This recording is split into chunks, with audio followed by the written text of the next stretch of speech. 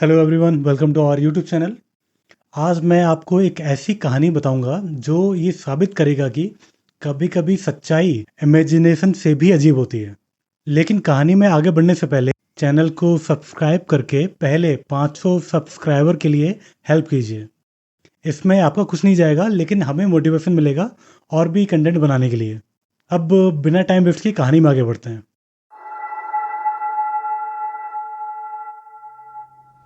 16 दिसंबर 2023 की रात करीब 8 बजे 31 साल का नेस्टर फ्लोरेस डलास टेक्सास के पास एक हाईवे पर ड्राइव कर रहा था। वो बहुत ज़्यादा टेंशन में था, दोनों हाथ स्टीयरिंग व्हील पर कस के पकड़े हुए थे। नेस्टर का बस यही मकसद था, यही एम था कि वो जल्दी से जल्दी अपने घर पहुंच जाए, क्योंकि उसे डर था कहीं रास्ते में पुलिस उसे रोक ना ले।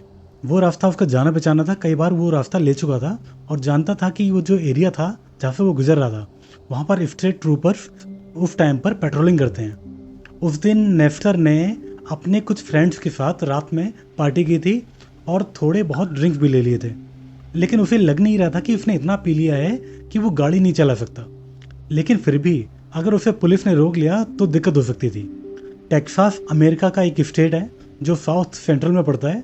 टेक्सास में ड्रिंक और ड्राइव के अगेंस्ट लॉ बहुत ज़्यादा स्ट्रिक्ट हैं। ड्राइविंग लाइसेंस रिवोक करने से लेकर के जेल तक हो सकती है।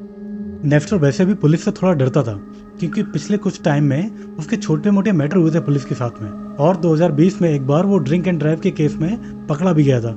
और वो अमेरिका में पैदा नहीं हुआ था, तो उसे ये भी डर था कि कहीं उसे रोका गया और उसकी जांच करी गई तो कहीं उसे डिपोर्ट न कर दें। नेस्टर बस यही चाहता था कि वो बिना किसी परेशानी के अपने घर पहुंच जाए। वो गाड़ी को बहुत अच्छे से ड्राइव कर रहा था, बिना लहराए, बिल्कुल फोकस रोड पर, रोड के सारे रूल फॉलो कर रहा था। ड्राइव करते वक्त उसने सोचा कि थोड़ी सी डाइट कोक पी ली जाए। उसने अपनी डाइट कोक की बोतल उठाई और जैसे ही उसने उसे नीचे रखा, क्योंकि नेस्टर का जो फोकस था पूरी तरह से रोड पर था, तो उसकी डाइट कोक कप होल्डर से टकरा करके थोड़ी सी फैल गई। उसने नीचे देखा और कोक की बोतल को कप होल्डर में अच्छे से रख दिया। लेकिन होता क्या है, इसी बीच उसकी नज़र रोड से हट गई थी। जब उसकी नज़र दोबारा रोड पर आई तो उसने देखा कि सामने एक हिरन है। नेस्टर ने ब्रेक मारने का ट्राई किया, लेकिन काफ़ी देर हो चुकी थी। उसकी गाड़ी हिरन से टकरा गई और वो सीधा उसकी विंडशील्ड पर आगे गिरा। हिरन को पैसेंजर की साइड वाली विंडशील्ड से टकराया था। नेस्टर ने आराम से गाड़ी को स्लो किया। उससे इतना पता था कि अगर वो जल्दबाजी में या फिर हड़बड़ाहट में गाड़ी को रोकेगा तो शायद उसके पीछे जो आने वाली गाड़ियां हैं हो सकता है उनसे टक्कर हो जाए। नेस्टर ने गाड़ी को संभाला और रोड के किनारे अपनी गाड़ी लगा दी। वो पीछे मुड़कर देखना चाहता था कि वो हिरन कहाँ गया, लेकिन उसे कुछ नज़र नहीं आया। अमेरिका में राइट साइड में ड्राइव करते हैं और जो स्टीयरिंग व्हील होता है वो आपके लेफ्ट में होता है। जैसे हम इंडिया में राइट में स्टीयरिंग व्हील होता है, अमेरिका में लेफ्ट में होता है। जब हिरन टकराया था तो वो को पैसेंजर वाले जो विंडशील्ड थी वहाँ पर टकराया था। गाड़ी डैमेज हुई थी और जो को पैसेंजर वाला विंडशील्ड है पूरी तरह से टूट गया था। लेकिन ड्राइविंग के साइड वाला विंडशील्ड सही था और बाहर रोड पर नज़र आराम से जा रही थी। गाड़ी भी चलाने लायक थी। तो नेस्टर ने सोचा कि अब तो कुछ हो नहीं सकता, हिरन भी नहीं दिख रहा है, तो वो घर की ओर चल दिया। लेकिन करीब 38 मील चलने के बाद उसकी गाड़ी से अजीब तरह से आवाज़ें आने लगी और धुआं निकलने लगा। मजबूरी में उसने गाड़ी को एक फास्ट फूड रेस्टोरेंट की पार्किंग में रोक दिया। उसने सोचा शायद थोड़ी देर बंद करके धुआं वगैरह बंद हो जाएगा तो वो वापस घर की तरफ चल देगा। अब उसका घर भी ज़्यादा दूर नहीं था। 4-5 मिनट वेट करने के बाद उसने गाड़ी को स्टार्ट करने का ट्राई किया, लेकिन इस बार गाड़ी स्टार्ट भी नहीं हुई। उसने सोचा अब गाड़ी को टो कराने के लिए इंश्योरेंस कंपनी को कॉल करनी पड़ेगी। कार को टो करवाने के बाद वो अपने घर चला जाएगा। उसने अपना मोबाइल उठाया तो देखा कि उसमें बैटरी ख़त्म हो चुकी है। गाड़ी में उसको चार्जर भी नहीं दिख रहा था। उसका दिमाग ख़राब हो रहा था। फिर उसने डिसाइड किया कि वो रेस्टोरेंट के अंदर जा करके किसी से चार्जर मांग लेगा। और जब नेस्टर अंदर गया तो काउंटर पर खड़े एक एम्प्लॉय से चार्जर मांगा। जब नेस्टर चार्जर मांग रहा था तो वो एम्प्लॉय चुपचाप खड़ा उसे घूरता रहा, जैसे उसने कुछ अजीब देख लिया हो। नेस्टर को कुछ समझ नहीं आया। नेस्टर सच में बहुत ज़्यादा गुस्से में था। मतलब पूरी रात बिल्कुल ही बिगड़ चुकी थी। उसका बस इतना ही मन था कि वो जल्दी से जल्दी घर पहुंच जाए, लेकिन एक के बाद एक कुछ ना कुछ गलत चीज़ें होती जा रही थी। इसलिए नेस्टर ने सोचा ठीक है।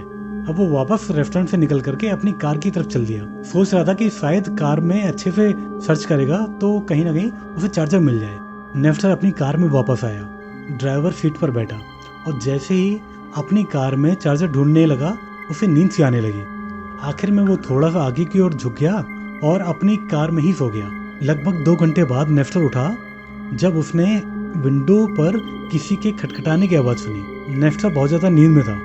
उसने किसी तरह से अपने सर को घुमाया और सामने देखा कि उसके सामने उसका सबसे बड़ा डर था। एक पुलिस वाला उसके कार में फ्लैश लाइट ऑन करके उससे विंडो को नीचे करने का इशारा कर रहा था।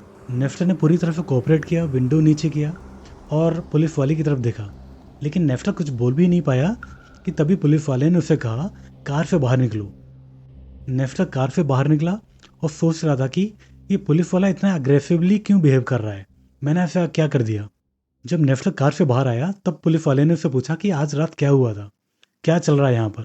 नेफ्टर को पता था कि उसकी कार डैमेज हुई थी और वो पार्किंग लॉट में सो रहा था, इसलिए उसने पुलिस वाले को हिरन वाला इंसिडेंट बताना स्टार्ट कर दिया कि कैसे वो रात को रोड पर चल रहा था और एक हिरन उसकी कार से टकरा गया, जिसे वो देख नहीं पाया था और रिपोर्ट भी नहीं किया। जैसे ही वो ये सब चीज़ें पुलिस वाले को बता रहा था तो उसके दिमाग में एक ये ख्याल आया कि क्या ये इलीगल है, क्या हिरन को हिट करने के बाद रिपोर्ट कराना पड़ता है। नेफ्टर पैनिक मोड में आ गया था और समझाने लगा कि उसने हिरन को वहाँ क्यों छोड़ दिया और वो कितना ज़्यादा शर्मिंदा है। वो बता रहा था कि वो हिरन उसे दिखाई नहीं पड़ा तो मजबूरी में उसे वहाँ से निकलना पड़ गया, लेकिन पुलिस वाले ने अपना हाथ उठाया और नेफ्टर को चुप होने का इशारा किया और अपनी फ्लैश लाइट को नेफ्टर की कार की तरफ करके रेडियो पकड़ा, रेडियो मतलब वॉकी टॉकी, और अर्जेंटली बैकअप बुलाने के लिए कमांड दी।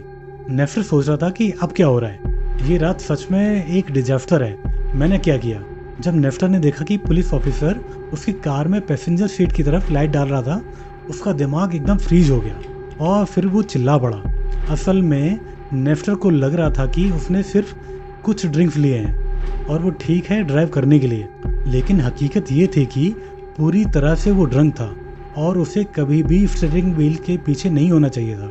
रोड पर कार ड्राइव करते वक्त नेफ्टर ने हिरन को नहीं बल्कि एक 45 साल के आदमी को, जिसका नाम टेरी आइवरी था, उसको टक्कर मार दी थी। और वो जो टक्कर थी उसका इम्पैक्ट इतना ज़्यादा था कि टेरी विंडशील्ड को तोड़ करके पैसेंजर वाली सीट में आके गिर गया था और उसका एक पैर भी टूट के अलग हो चुका था। नेफ्टर को इस बात का बिल्कुल भी अंदाजा नहीं था कि उसके साथ ये सब हो चुका था। उसे लग रहा था कि पीछे हिरन था, लेकिन असल में उसके साथ एक डेड बॉडी बैठी हुई थी और नेफ्टर उस डेड बॉडी के साथ 40 माइल्स तक ड्राइव करके आया था। और जब उसकी कार स्मोक करने लगी और नॉइस करने लगी तो नेफ्टर हाईवे से उतर करके एक फास्ट फूड रेस्टोरेंट की पार्किंग लॉट में रुका। जब नेफ्टर रेस्टोरेंट के अंदर फ़ोन चार्जर मांगने के लिए गया तो जो एम्प्लॉय वहाँ पर था उसने नेफ्टर को देख करके शॉक में रिएक्ट किया था, क्योंकि नेफ्टर पूरी तरह से हेड टू टो टेरी के खून में डूबा हुआ था। ये बात क्लियर नहीं हुई कि उस एम्प्लॉय ने तुरंत पुलिस को कॉल क्यों नहीं किया, लेकिन जब नेफ्टर रेस्टोरेंट से निकल करके वापस अपनी कार में गया तब किसी ने पुलिस को कॉल कर दी और इसीलिए पुलिस ने नेफ्टर को विंडो पर नॉक किया था। नेफ्टर पर कोलिजन इन्वॉल्विंग डेथ का चार्ज लगाया गया था 2023 दिसंबर में, लेकिन उसके केस का फैसला अभी तक आया नहीं है। आपको ये कहानी कैसी लगी आप कमेंट में बताइए, और अगर आपको ट्रू स्टोरीज अच्छी लगती हैं तो चैनल को ज़रूर सब्सक्राइब कीजिए। यहाँ पर हम केवल ट्रू स्टोरीज डालते हैं। यहाँ तक वीडियो देखने के लिए थैंक यू।